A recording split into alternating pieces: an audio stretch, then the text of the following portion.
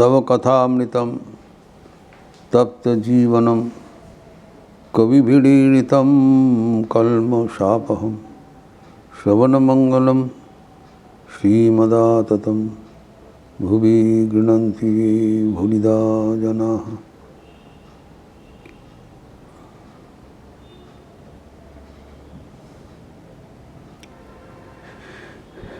मन को कैसे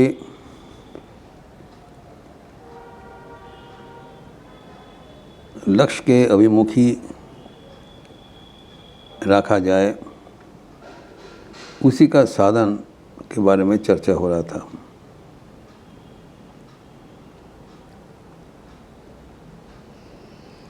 श्रीमद् भगवद गीता के त्रयोदश अध्याय के 9वें श्लोक अनुसरण करते हमने देखा है,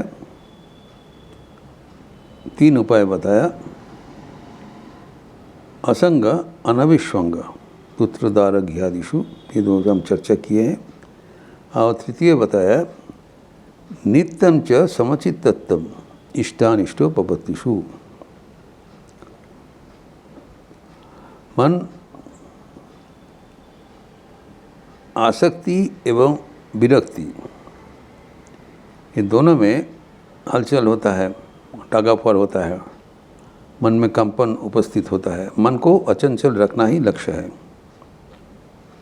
मन शांत रहने से हम ईश्वर के साथ युक्त हो जाते हैं।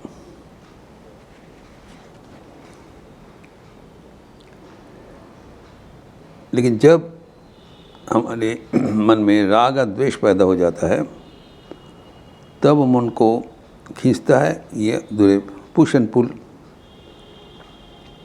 तो मन बिकम डिस्टर्ब।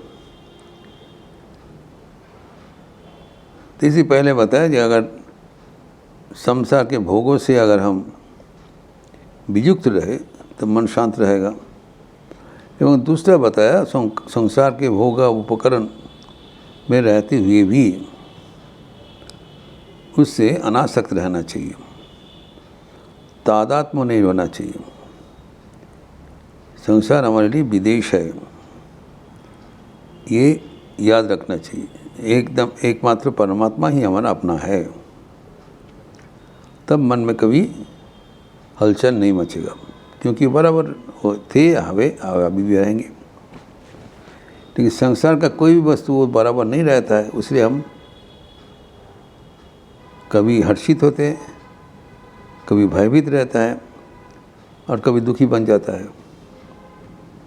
ये हमारा अपना माना हुआ रिश्ता का जिसी रिश्ता का लिए ही हुआ, नहीं मानने से होगा, मन शांत रहेगा। इसके आगे बताते हैं कि जब कोई परिस्थिति हमारे सामने आते हैं, कोई घटना जो हमारे लिए अनुकूल है, तो हम हर्षित होते हैं, और प्रतिकूल होगा तो हम दुखी बन जाता है। जब कोई भी घटना, कोई भी व्यक्ति हमारे लिए अनुकूल होगा, तो मन में क्या क्या परिवर्तन आता है। राग आता है, प्रियता आती है, सुख आते हैं, शांति आते हैं। ये सब परिवर्तन मन में आता है अनुकूल परिस्थिति आने से। ये वास्तविक नियम है। We become happy with favourable environment. जो लाइक माइंडेड पीपल, जिसको हम पसंद करते हैं, वो उसका अगर संग मिल जाए, जो वस्तु हम चाहते हैं वो भी मिल जाए, जो घटना चाहते हैं ऐसे हमारा प्राप्ति हो जाए, तो इसको कहा जाता है favourable persons, favourable encounters, favourable circumstances. तो मन स्वभावतः आनंदित रहेगा। पक्षांतर में जब मन में प्रतिकूल अवस्था आएगा, अनफेवरेबल, जिसको हम नहीं चाहते हैं, वो आने से क्या होता है, द्वेष होता है।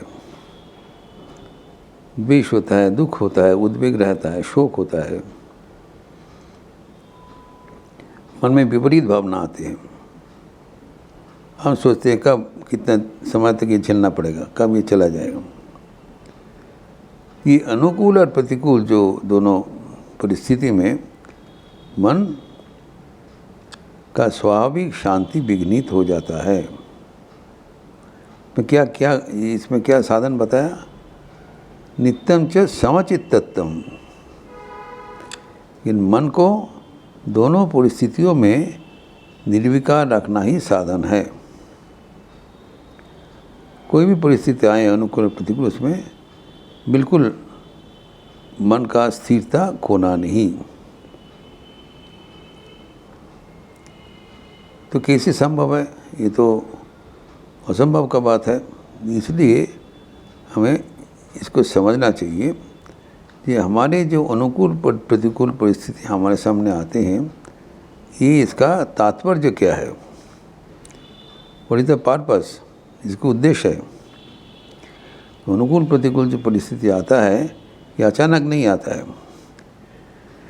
ये भगवान का कृपा से हमें भगवान के साथ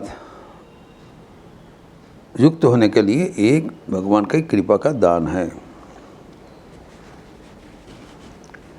जब अनुकूल परिस्थिति आता है तब हम मानते हैं कि ये मेरा है, ये हमारे सुविधा के लिए आए हैं, हम इसको उपभोग करेंगे। और जब प्रतिकूल परिस्थिति आता है हम उसको ग्रहण नहीं करते हैं, क्योंकि ये हमारे दुख के लिए आए हैं, ऐसी नहीं है। दोनों ही हमारे लिए फ़ायदेमंद है, ये मानना पड़ेगा। जब हम कुछ प्रतिकूल परिस्थिति में झेलते रहते हैं तब अनुकूल आने से हमारे मन में उसका एक बैलेंस हो जाना चाहिए।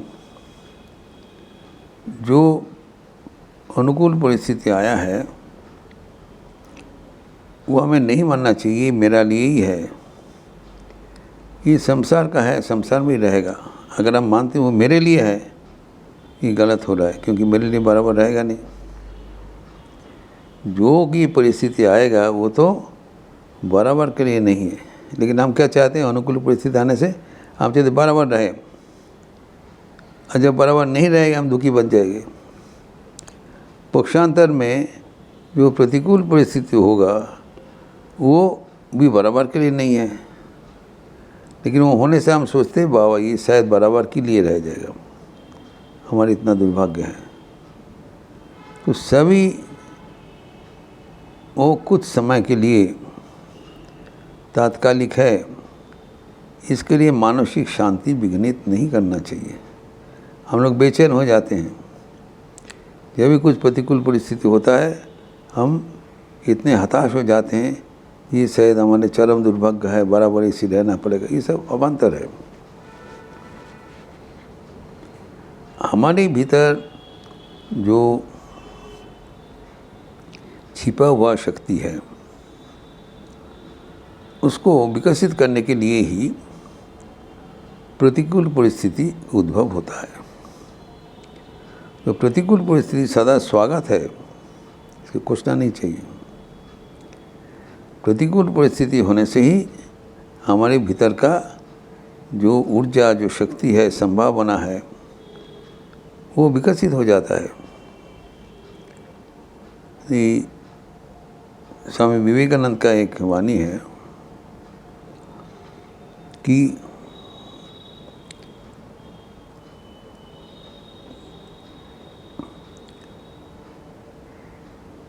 a snake raises its hood when smitten at the back.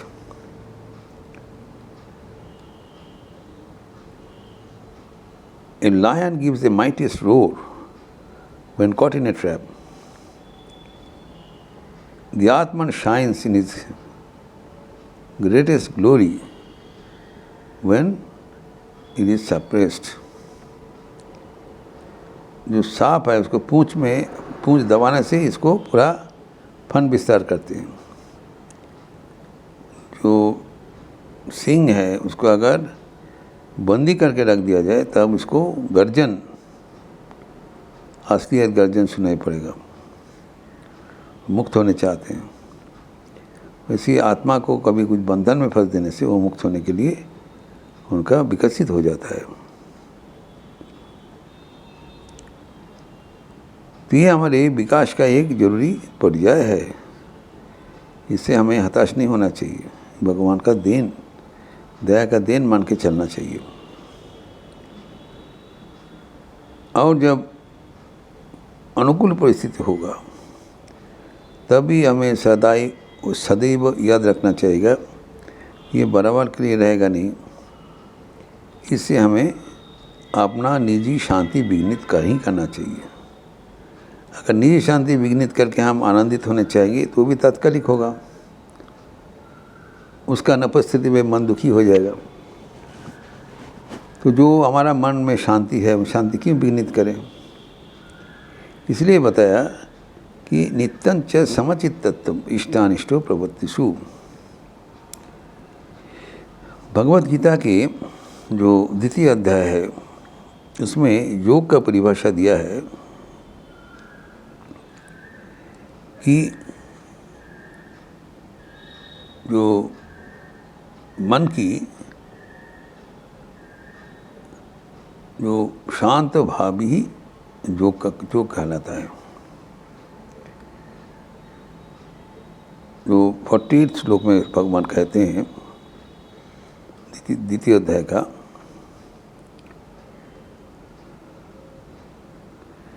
कि योगस्थ कुरु कर्माणि संगम त्यक्त्वा धनंजय सिद्ध्य समो भूत्वा समत्वम योग उच्यते। योग का दो परिभाषा भगवत गीता के द्वितीय अध्याय में दिया है। एक दिया है योग कर्मसु कौशलम, कर्म इस ढंग से किया जाए ताकि कर्म हमारे भगवान के साथ युक्त होने का कारण बने, इसको कर्म योग कहलाता है। कर्मे कौशल योग।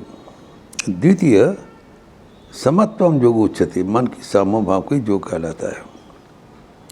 उसमें क्या शर्त है? सिद्ध्य समो भूत्वा।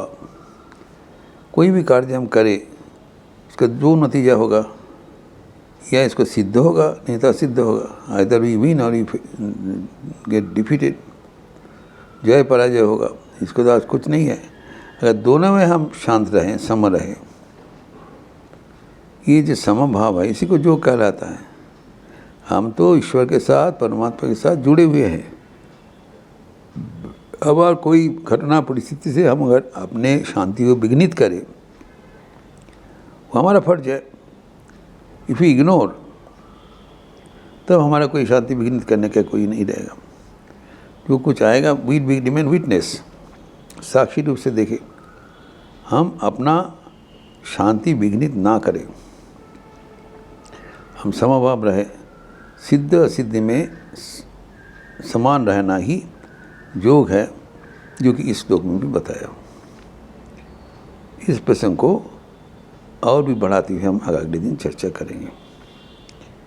ओम शांति शांति शांति।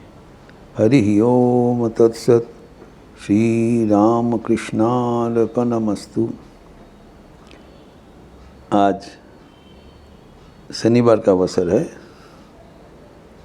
संध्या आरती के उपरांत काली कीर्तन होगी, लिपि दिया जाएगा। आप सबका स्वागत है। अच्छा रहिए, स्वस्थ रहिए, आनंद में रहिए। नमस्कार।